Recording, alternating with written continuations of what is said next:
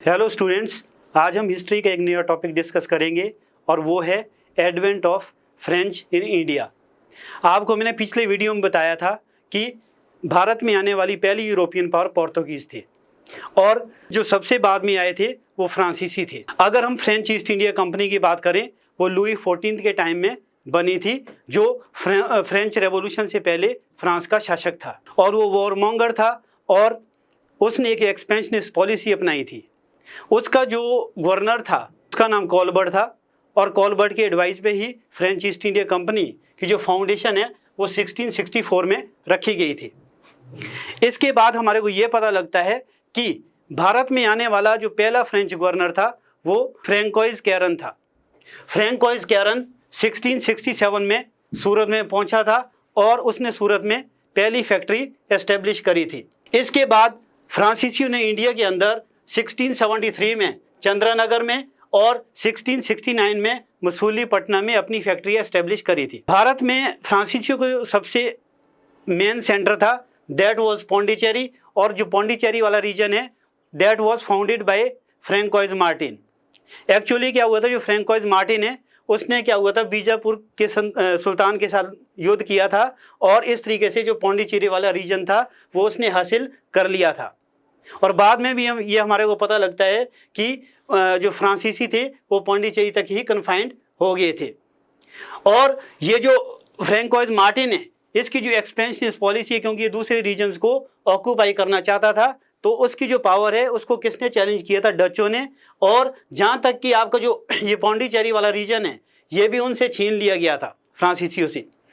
तो लेकिन बाद में क्या हुआ था, एक ट्रीटी ऑफ रिजविक हुई थी 1697 में, जिसके तहत ये जो पौंडीचेरी वाला रीजन है फिर से क्या था, फ्रांसीसियों को दे दिया गया था। इसके अलावा उन्होंने यनम, माहे और क्राइकल में भी अपनी फैक्ट्रियां एस्टेब्लिश करी थी। इसके बाद जो उनका सबसे जो फेमस जनरल है जिसका नाम आता है उसका नाम डुप्ले था। डुप्ले ने क्या किया था कि उसके टाइम में यहाँ पे जो लड़ाइयाँ भी हुई थी, अंग्रेज़ों के साथ फ्रांसीसियों के काफ़ी सारे कॉन्फ्लिक्ट्स हुए थे, तो वो भी हम डिस्कस करेंगे। तो अब हमारे को ये पता लगता है कि फ्रांसीसियों की जो पावर थी इंडिया में 3 बैटल्स जो उन्होंने अंग्रेज़ों के साथ लड़ी थी के कारण ख़त्म हो गई थी। फर्स्ट एंग्लो फ्रेंच वॉर 1746 से लेकर 1748 तक हुआ था और this war ended with the treaty of Aix la Chapelle. इसमें हमारे को ये पता लगता है कि यहाँ पे अंग्रेज़ों और फ्रांसीसियों के बीच क्या था, ट्रेड मोनोपोली को लेके क्या थी, एक राइवलरी थी। सिमिलरली यूरोप में भी वो अपनी डोमिनेंस बढ़ाना चाहते थे। वहाँ पे हमारे को ऑस्ट्रियन वॉर ऑफ सक्सेशन के बारे में पता लगता है, जहाँ की मैरिया थ्रेसिया के सक्सेशन को लेके ब्रिटिश और फ्रेंच एक दूसरे के आमने सामने आ गए थे। फिर दूसरी जो इंपॉर्टेंट बैटल है जो इंडिया में हुई थी that was second Anglo French war, जो कि 1749 से लेकर 1754 तक हुई थी। और ये जो वॉर थी this ended with the treaty of Pondicherry. और इसमें क्या हुआ था, अंग्रेज़ों ने और फ्रांसीसियों ने इंडिया के जो रूलर्स थे उनके इंटरनल जो मैटर्स है उसमें इन्वॉल्व होकर एक दूसरे के साथ उन्होंने युद्ध किया था। जैसे अगर मैं हैदराबाद की बात करूं तो हैदराबाद में मुजफ्फर जंग को फ्रांसीसियों ने, जबकि नासिर जंग को अंग्रेज़ों ने सपोर्ट किया था।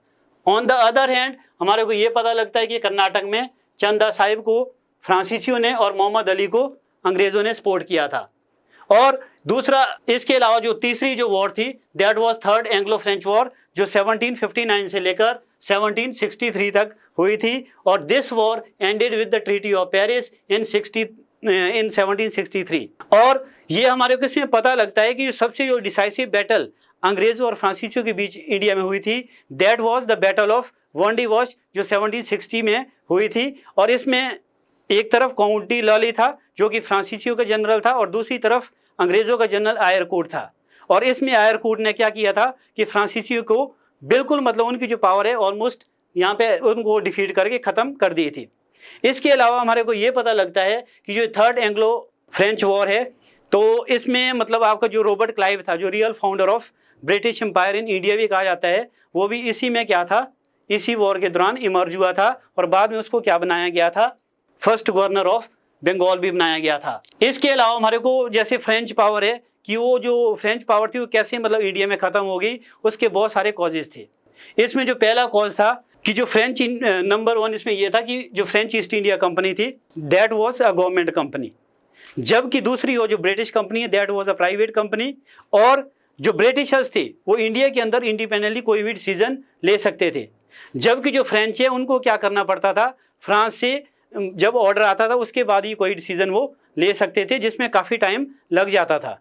इसलिए क्या हुआ था, ये भी उनके एक फॉल का कॉज बना था। दूसरा, इसके अलावा अगर हम ब्रिटिशर्स से फ्रेंच को कंपेयर करते हैं, जो ब्रिटिशर्स है वो वर्ल्ड में अपनी नेवल पावर के लिए जाने जाते थे। उनकी जो नेवी थी फ्रांसीसियों से कहीं ज़्यादा सुपीरियर थी, और उसी के दम पे क्या हुआ था कि उन्होंने पूरे वर्ल्ड को जीता था।